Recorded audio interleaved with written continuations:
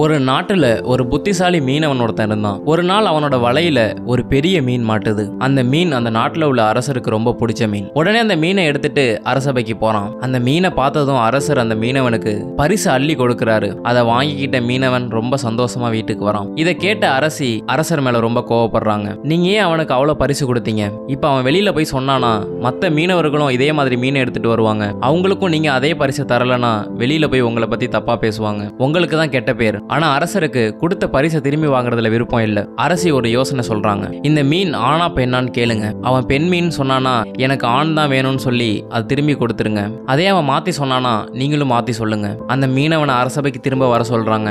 அரசர் அவன்கிட்ட கேட்கிறாரு இந்த மீன் ஆனா பெண்ணான்னு. அதுக்கு அந்த மீனவன் இது ஆணும் இல்ல பெண்ணும் இல்ல அப்படிங்கிறான். இந்த பதில கேட்டதும் அரசர் திரும்பவும் அவனுக்கு பரிசை கொடுத்து அனுப்புறாரு. இவன் இது மாதிரி பதில் சொன்னதுனால அரசியாலையும் எதுவும் சொல்ல முடியல. திரும்ப பரிசை எடுத்துட்டு போறப்ப அந்த பரிசுல இருந்து ஒரு தங்க காசு கீழே விழுந்துடுது. அந்த மீனவன் அந்த தங்க காசை தொடச்சி திரும்ப எடுத்து வைக்கிறான். இதை பார்த்ததும் அரசிக்கு இன்னொரு யோசனை வருது. அந்த மீனவனை நிப்பாட்டி அது ஒரு தங்க காசு தானே, கீழே விழுந்தா என்ன, அதை போட்டுட்டு அப்படியே போக வேண்டியதானே, உனக்கு ஏன் அவ்வளவு பேராசை? அந்த புத்திசாலி மீனவன் அரசிக்கிட்ட இது வெறும் தங்க காசா இருந்தா நான் கீழே போட்டு போயிருப்பேன். ஆனா இதுல அரசரோட உருவம் இருக்கு. அது கீழே விழுந்து அழுக்காகிறது அரசருக்கு அவமரியாதை மாதிரி. அதனாலதான் அதை நான் தொடச்சி எடுத்து வச்சேன். அந்த புத்திசாலி மீனவனோட பேச்சுக்கு முன்னாடி அரசியால எதுவுமே சொல்ல முடியல. பேச்சு திறமைங்கிறது ஒரு கலை. நீங்க எங்க எப்படி பேசணும்னு தெரிஞ்சுக்கிட்டீங்கனாலே போதும்.